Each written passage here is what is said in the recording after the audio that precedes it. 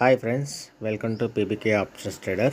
Last month 85,000తో trading start చేసి 12% return అయితే మనం మంచిగా గెయిన్ చేసామండి. చాలా సంతోషం. అదే కాన్సెప్ట్, అదే మైండ్ సెట్తో మళ్ళీ ఈ మంత్ 85,000తో 4% రిటర్న్ అయితే ఎక్స్పెక్ట్ చేస్తూ ఏప్రిల్ సిరీస్ అయితే స్టార్ట్ చేశానండి. ఈ మంత్ అయితే ఒక పుట్ ఆప్షన్, ఒక కాల్ ఆప్షన్ టాటా పవర్లో సెల్ చేశానండి. ఇది కనుక మనకు మంచిగా వర్కౌట్ అయిందనుకోండి, మనకు 4% రిటర్న్ అయితే ఈజీగా జనరేట్ అవుతుంది.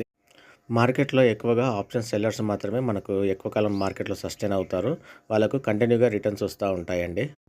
ఆప్షన్ సెల్లర్స్కి ఉన్న మెయిన్ ప్రాబ్లం ఏంటంటే ఎక్కువ క్యాపిటల్ అవసరం అవుతుంది, తక్కువ రిటర్న్స్ జనరేట్ అవుతూ ఎక్కువ కాలం మార్కెట్లో సస్టైన్ అవుతారు. కానీ మనకున్న మైండ్ సెట్ ఏంటంటే రిటైల్ ట్రేడర్స్కి తక్కువ అమౌంట్ పెట్టాలి, ఎక్కువ రిటర్న్స్ జనరేట్ చేయాలని ఆశపడుతూ ఉంటారు. ఇదే లాటరీలా చూస్తూ ఉంటారు. ఒక గేమ్లా ఇది ట్రేడింగ్ చేస్తూ ఉంటారు. కానీ ఎప్పుడు కూడా మార్కెట్ అనేది గేమ్లా వర్కౌట్ అవ్వదండి. ఆప్షన్ బయింగ్ చేశామంటే మనకు 85% మొత్తం లాసెస్ వచ్చే ఛాన్సెసే ఉంటాయి. మిగతా 15% మనం ఎంత ప్రయత్నం చేసినా అందులో మనకు 5% సక్సెస్ రేట్ ఉంటుంది. కాబట్టి ఆప్షన్ బయింగ్లో ఎక్కువగా లాసెస్ వస్తాయండి. కానీ ఆప్షన్ సెల్లర్స్కి అలా ఉండదండి. 85% మార్కెట్ మనకు ఛాన్స్ ఇస్తుంది కాబట్టి ఆప్షన్ సెల్లర్స్ ఎక్కువగా ఈ మార్కెట్లో డబ్బులు రిటర్న్ జనరేట్ చేయగలుగుతారు. ఏప్రిల్ సిరీస్ కూడా 85,000తో మళ్ళీ స్టార్ట్ చేశానండి. ఈ మంత్ 4% రిటర్న్ ఎక్స్పెక్ట్ చేస్తూ మళ్ళీ జర్నీ స్టార్ట్ చేద్దాం.